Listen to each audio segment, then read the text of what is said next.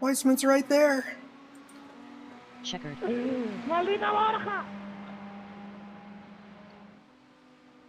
Careful. Okay, P13. Congratulations, anybody but finish, because that's what pays out. Ticket flag. Why don't we finish? Like that.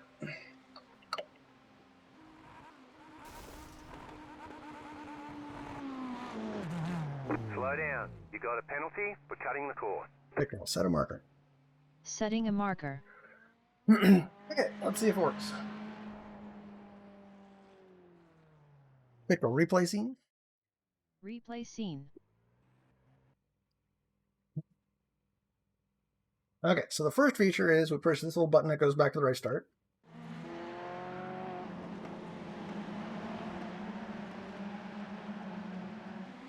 So this is what you guys got to watch earlier while I was driving. It's just the TV1 camera version of the replay of the race start. And it captures it accurately when the cars go green, but if it doesn't have the data, I have a fallback mechanism where it goes to the beginning of the race session and forwards to the start of the first lap. But that's not as reliable, so it's better when it actually gets the data.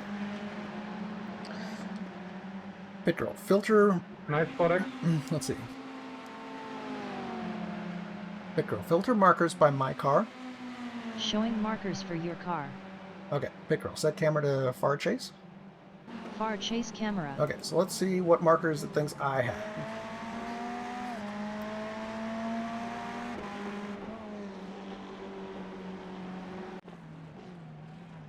So that's an overtake, because I passed the car who was off track there. This is going to be another overtake. So this is way better than like the iRacing incidents. We don't have to have contact for it to be recorded. Okay, so there I went off track a little bit. That was it not necessarily going to count as a penalty off track, but it's when the car is registered as not being on the track anymore. Well done. I think that was a freebie overtake, and that's the end of the race. So I was not personally involved in that many markers. I had a clean race. I overtook a couple people, but most of them were just freebies. And that was it. But I think it shows the premise for the feature where I could go back and just watch what happened to me. But we could also go back to the beginning. PitGirl, filter markers by current car. PitGirl, filter markers by current car. Is that what I called it? PitGirl, filter markers by the current car. Showing markers for the current car. Okay, so in this case, say we switch to this guy. He just bonked that other car. Now if we go through markers and stuff, it's just going to be on him. See, so we're just watching markers without changing the driver that we're looking at. Which is cool, because like say he overtakes this guy here. Oops. This guy. And now we can watch, like, from his point of view, future markers. So I want to see what happened to this poor guy.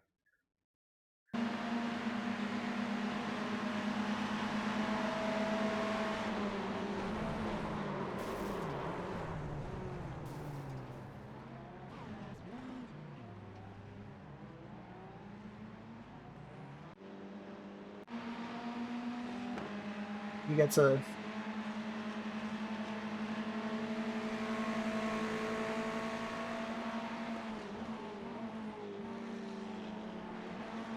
Leave the space.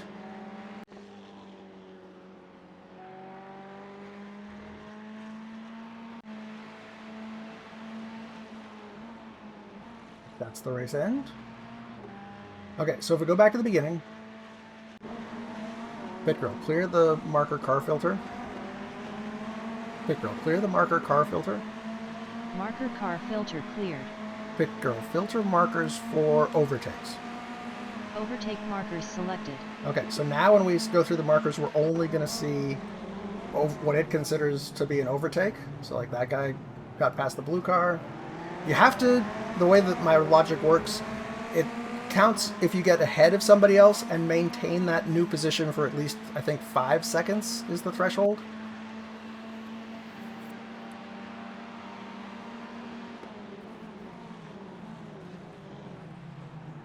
Past them.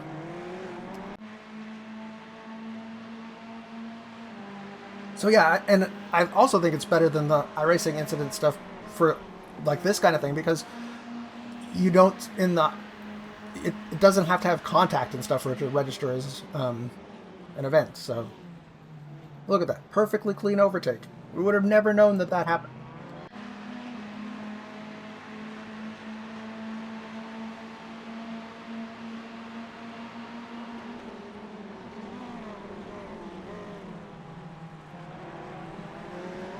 Yeah, and maybe I will. And right now I'm only counting overtakes. I'm not ever recording when you get overtaken.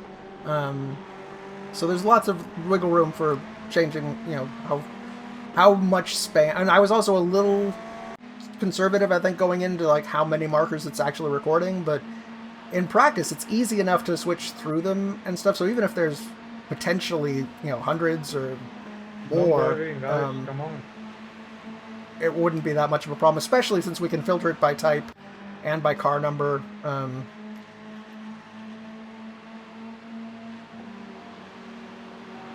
Team orders, let him through.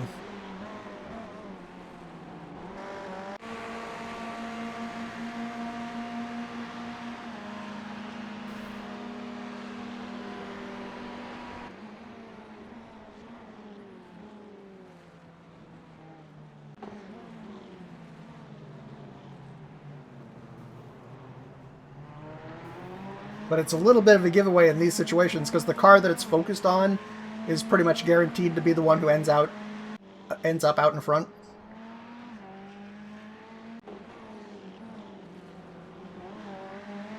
But maybe I should rewind a little bit further behind just to see more of the actual back and forth. Right now I think it's going 5 seconds before it triggers when the overtake was completed. No, it must be 7 seconds. So two seconds before it was actually noticed, and then 5 seconds later it gets, cemented.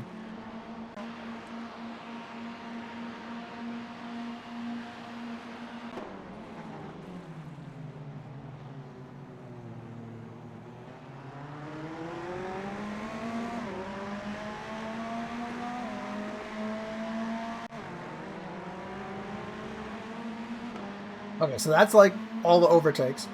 PitGirl, filter markers by radio. Radio markers selected.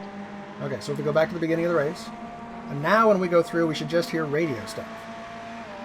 Nice correct. Don't waving, guys, come on. Fernando no haga waving, el loco, tío. Soy ilegal. Well done, mate. Well done.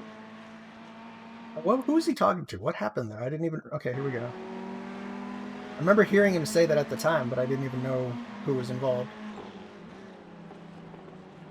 Crunch. And that other car just evaporated? Did they have like too many incidents and they got disqualified? Or was it a network connection or Alt F4? Well done, mate. Well done. We'll never know. Ignacio, la frenada no cambia de dirección, tío, que no te lleva puesto de milagro. Christian, what you doing, mate? Please. Christian? What did Christian block him or what happened there? Yeah.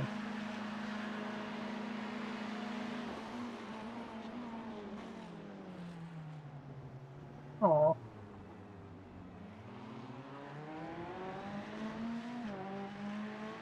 Christian, what you doing, mate? Please.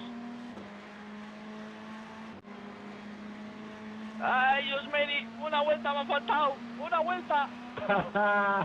No, pero que estaba yendo de paseo ya, Borja, Okay, one last test. PitGirl, filter incident... PitGirl, PitGirl, filter markers by incident? PitGirl, filter markers for incidents? Incident markers selected. Okay, so now we'll just see what she considers the incidents, which could be off tracks. I think we're going to see a lot of those. It doesn't even necessarily have to be a penalty off track. It's just if the car is registered as in the telemetry data as being off track.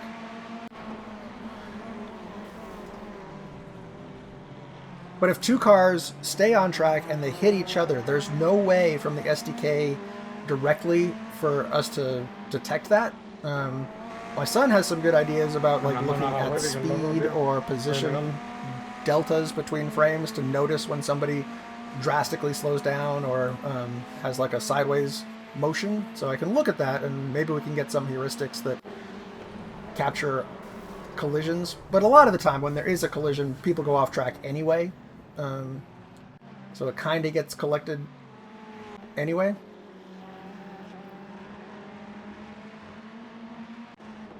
But what I'm looking forward to is being able to ask her how, who was the car that had the most or the fewest incidents and stuff, and being able to watch them, or who had the most overtakes.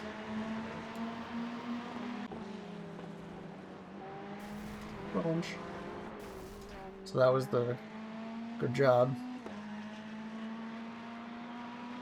Well done, mate. Well done.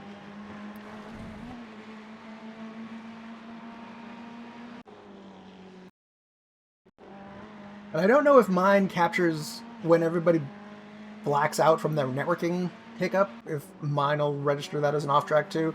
I think in the telemetry it gets set as out of world or not in world, and so that's a little bit different, but we'll see.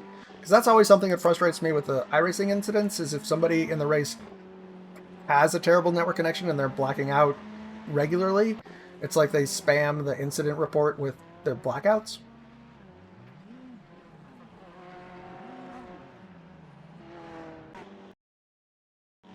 So maybe, oh no, I mean, he did go off track legitimately. And again.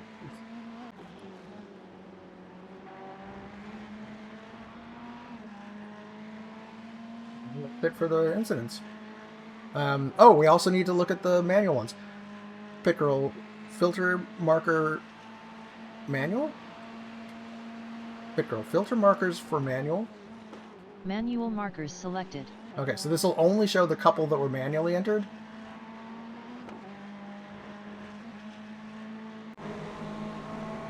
So now we're already past it, but if we go behind from here, so that's my one at the beginning of the start that Cross the Dog set. And this is another one that we set. And that was mine from the very end. So another thing that I'm kind of proud of is when you're replaying and fast forwarding and rewinding and stuff, it's not instantaneous by any means, and it can take variable time. So like here, if we go all the way back to the beginning, so this is, I think, in the practice. This is the beginning of the race, first marker, and then that one. See how it took, more than a few frames to traverse the replay to that point? I have a routine that monitors that and makes sure that it doesn't execute any other commands until it knows that it's finished seeking. Because that used to be one of the biggest liabilities with the way the PitGirl keystroke instructions used to work, is that if she sent a replay and then changed cameras or switched cars too quickly, it would foul the whole thing up. So should be protected from that now. So all good. So far, everything worked. Let's take a look. If there's anything obviously weird on the voice attack output.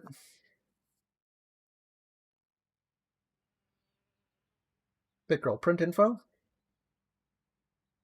PitGirl print drivers. PitGirl print cameras. Yeah, it's all there. Oh, this is another super cool thing. Now that I'm integrated with iRacing directly through the SDK, I can get the dynamic list of cameras for any track.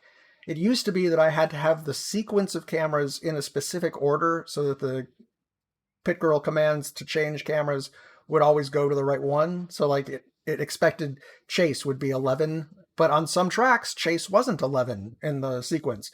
But now I don't care about any of that because I can get the list of cameras, what their IDs are, and just use it directly with the friendly names and have it resolve or look up what the actual camera ID is. So that is a definite quality of life feature for me, since especially if I went to a track that I hadn't done before or with a different layout than I'd used before, all the PitGirl camera command stuff would just break until I went through and manually resequenced everything, and that was pretty tedious. So all is well. Okay, well, I'm going to sign off for now because I got stuff I need to do, but I'm super happy that this test worked and we didn't have any catastrophes or, catastrophic failures. All things are well. Congratulations, everybody who bet finish, because that's what paid out. And like that. So yeah, Good I'll be job, back in a little Chris. bit. I need to Short look and see debrief. where the We car finished track in combinations go this P13. afternoon when the tracks switch You end over. with 5.45 But hopefully I'll gallon. get more participation and stuff in this week. So anyway, thanks for watching. Take it easy. Drive safe. I'll see you later. Bye-bye. PitGirl end stream. Ending stream. Please remain calm.